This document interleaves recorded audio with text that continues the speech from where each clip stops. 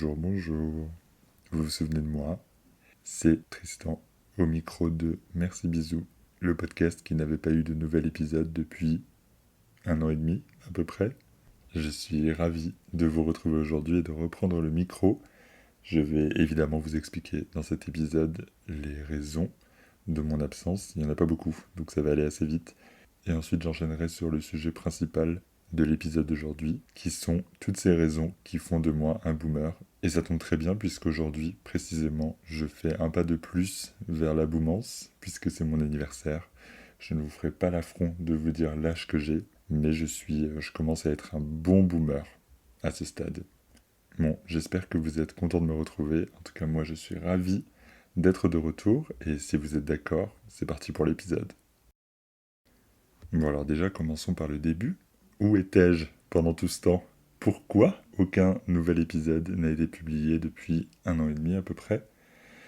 Alors j'ai reçu des milliers, des millions de messages, notamment sur Instagram, me demandant ce qui se passait, etc. C'est faux. Littéralement 3 personnes maximum m'ont demandé des nouvelles de ce podcast, mais ce n'est pas grave, parce que je fais ce podcast avant tout pour moi, donc je ne le prends pas personnellement, et je sais que les personnes qui m'écoutent aiment m'écouter. En tout cas, la raison principale de mon absence, c'est que j'ai été un peu submergé par le travail que je m'étais auto-imposé. Tout simplement. En fait, je me suis imposé un rythme que moi-même, j'arrivais pas à suivre. Et tout simplement, voilà, une chose en entraînant une autre, les montages, etc. Et surtout, la vraie vérité, c'est qu'au bout d'un moment, pour survivre, il faut travailler. Et que ce podcast, aussi qualitatif soit-il, ne paye pas encore mes factures, malheureusement.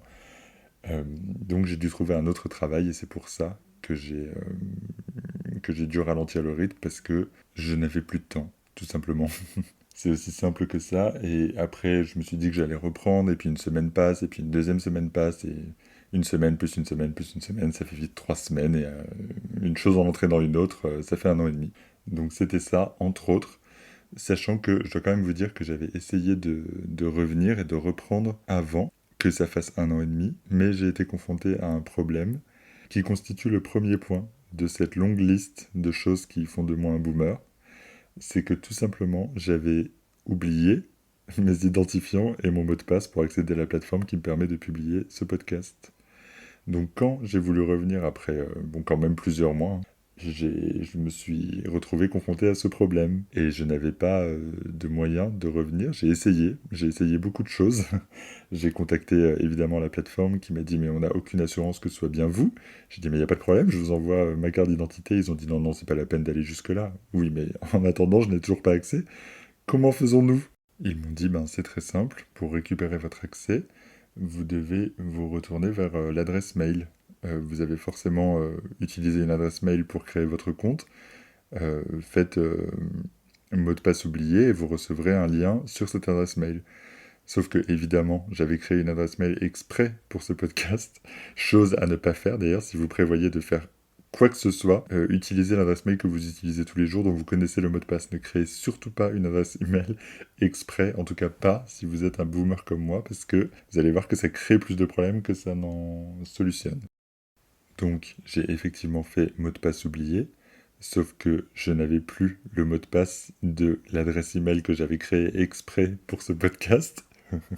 Évidemment. Là, ça a été la croix et la bannière pour essayer de récupérer l'accès à mon adresse email, parce que je n'avais pas mis d'adresse email de recours quand j'avais créé ce compte, et donc j'avais pour seule et unique solution de remplir un formulaire avec des informations, les informations étant quel est votre nom, votre prénom, la dernière personne, la dernière adresse à qui vous avez envoyé un email, sauf que je n'avais jamais envoyé d'email avec cette adresse, puisqu'elle me servait uniquement à la création du compte sur la plateforme du podcast. Je sais pas si vous me suivez, hein. En plus, est-ce que c'est vraiment intéressant ce que je vous raconte? Mais bon. Tout ça pour dire que j'étais coincé, j'ai rempli ce formulaire 20 600 fois. Évidemment, ça n'a jamais marché parce qu'à chaque fois, il me répondait en me disant le formulaire n'a pas été concluant, nous ne sommes pas en mesure de prouver que c'est bien vous, donc bonne chance et au revoir. Donc voilà, donc j'avais plus accès à la plateforme, j'avais plus non plus accès à l'adresse email, et quand j'écrivais, parce qu'il y avait une espèce de chat d'aide sur la plateforme pour le podcast, il mettait des heures à me répondre et il me répondait à chaque fois un peu à côté de la plaque. Il me répondait d'ailleurs souvent non, c'est pas possible, on n'est pas en mesure de prouver que c'est vous. Et je disais mais qu'est-ce que vous voulez pour prouver que c'est moi? Il me disait ben euh, faites une demande avec votre adresse mail, ce sera le plus simple. En fait, il me répétait tout le temps la même chose. Et donc, j'ai fini par lâcher l'affaire et par me dire... Alors, au final, j'avais même essayé, je m'étais même résigné, et je m'étais dit, ben, je vais recréer un autre podcast où je vais republier les épisodes qui sont là, sur celui-là. Et puis voilà, et tant pis, l'autre restera, je vais demander à ce qu'ils le suppriment. Ils peuvent peut-être le supprimer et tout, sauf qu'ils m'ont dit, bah non, on peut pas le supprimer parce qu'on n'est pas sûr que ce soit vous qui demandiez. Si jamais c'est une autre personne, une tierce personne qui demande et qu'on supprime le podcast, bah peut-être que le vrai hôte du podcast s'en plaindra. Donc bref, j'étais coincé. Au final, un jour, je me suis réveillé et je me suis dit, bon, aujourd'hui, je vais pas les lâcher, je vais rester sur le chat jour et nuit jusqu'à ce qu'ils me répondent.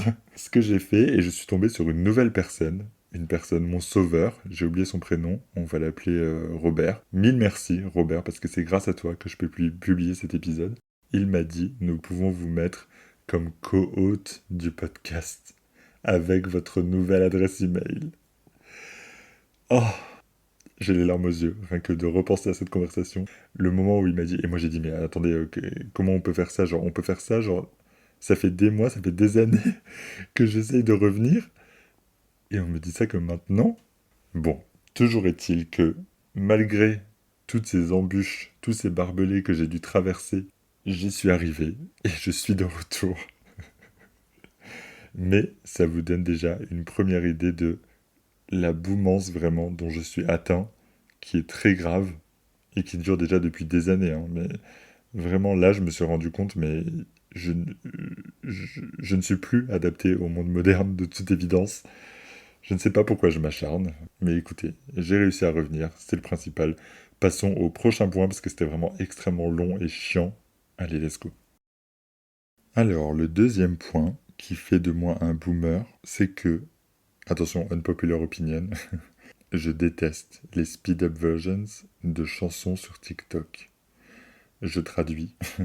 Je déteste les chansons sur TikTok quand elles sont mises de façon plus rapide. Déjà, la façon dont je m'exprime, déjà, on sent le boomer vraiment. On me voit avec mes lunettes en train de regarder l'écran de téléphone de loin là pour essayer de bien voir et de pas voir flou. Euh, les versions accélérées, voilà, c'est ça, les versions accélérées des chansons qui sont très populaires sur TikTok et auxquelles je n'arrive pas à adhérer. Je trouve que ça dénature la chanson et ouais, vraiment, ça de dire c'était mieux avant, mais vraiment là, ça, I can't, j'arrive pas. Et en parlant de TikTok, il y a une autre chose que je n'arrive pas à saisir, mais c'est pas que je suis contre, c'est juste que vraiment ça me passe complètement au-dessus. Les lives TikTok. Les lives TikTok avec des gens qui parlent extrêmement vite pour continuer de capter l'attention des gens. Je sais pas, et genre ils demandent des cadeaux, ils disent envoyez-moi des roses, envoyez-moi des tulipes. Je sais pas, vraiment ça me passe vraiment au-dessus et j'arrive pas à comprendre. Et en plus, j'ai cru comprendre que à travers ces fleurs, les gens gagnaient de l'argent. Alors du coup, je comprends pourquoi ils sont aussi acharnés et déterminés. Mais je pense que moi-même, avec l'appât du gain, j'arriverai pas à faire ça. Donc vraiment, props à eux, hein. C'est vraiment pas une critique, bravo à eux, ceux qui font ça.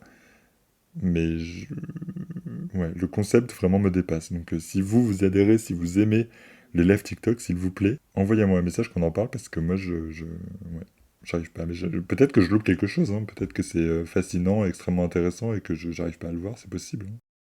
Passons immédiatement au troisième point. On notera que ça va beaucoup plus vite de passer en revue cette liste de raisons pour lesquelles je suis un boomer que toute la story time qui a précédé où je vous racontais mes histoires d'adresse mail et pourquoi j'avais plus accès et pourquoi j'ai mis du temps à revenir. Bon, enfin bref. La prochaine raison qui fait de moi un boomer, c'est ma passion pour les courses. Le fait que j'aime. Alors ça, je pense qu'on peut dire que c'est à la fois un truc de boomer, slash un truc de rat, slash un truc de précaire, parce que j'adore. Vraiment, c'est ma passion d'aller dans tous les magasins pour comparer les prix et que s'il y a 10 centimes d'écart pour le même produit dans un autre magasin, bah, du coup, je suis trop fier d'avoir fait cette découverte et vraiment, je me considère comme le roi des courses. Donc si vous avez quelque chose que vous voulez acheter, je parle d'alimentaire hein, exclusivement, et d'alimentaire vegan, ou à la limite végétarien. Voilà, si vous avez besoin de tips, n'hésitez pas. Moi, je vais beaucoup chez Lidl. Lidl, ma passion, pour toujours. J'avais même acheté leurs chaussettes à l'époque, et les t-shirts également d'ailleurs, pour les soutenir et pour leur démontrer mon amour, parce que vraiment je les adore, et j'ai acheté n'importe quoi, j'ai téléchargé l'application Lidl Plus, et donc j'ai des petites réductions, des fois j'ai des petites viennoiseries offertes, donc voilà, très heureux, très content. Donc Lidl, Leclerc sont mes deux. Personne ne m'a posé la question, mais je vous les donne. Lidl et Leclerc, ce sont mes deux supermarchés de prédilection. Voilà, c'est là que je fais majoritairement mes courses. Il est très rare que j'aille ailleurs. J'ai eu une période où j'allais chez Super U Express pour acheter les amandes, parce que c'est là qu'elles sont les moins chères. Voilà, petit tips à nouveau. Mais bref, n'hésitez pas. Si vous avez des questions ou si vous voulez en savoir plus, c'est avec grand, mais alors avec un immense plaisir que je vous répondrai. Mais en tout cas, voilà, un boomer qui va faire les courses et qui regarde tous les tarifs au kilo, évidemment, très important. That's me. Alors, prochaine chose, prochaine situation durant laquelle je me suis aperçu de ma boumance, c'est les concerts. Alors, bon, il faut savoir, si vous me connaissez, vous le savez, j'adore aller à des concerts et tout, bon, pas n'importe lesquels, mais il y a beaucoup de stars que j'admire, et beaucoup de chanteurs et de chanteuses, et j'adore les voir en live, parce que je trouve que c'est là qu'ils se révèlent vraiment, et voilà, vraiment grosse passion pour les concerts. Mais alors, j'ai été récemment à plusieurs concerts où les gens étaient significativement plus jeunes que moi, et je me suis aperçu de certaines choses, notamment le fait de continuer d'applaudir au concert. J'ai l'impression que c'est un truc de boomer. Donc après, ça dépend quel concert on va voir, évidemment, mais par exemple, bah, je suis allé voir Taylor Swift. Peut-être vous le savez, mais je suis cette personne qui est allée au Eras Tour. À 3 reprises, absolument. Et il fallait absolument que je le mentionne.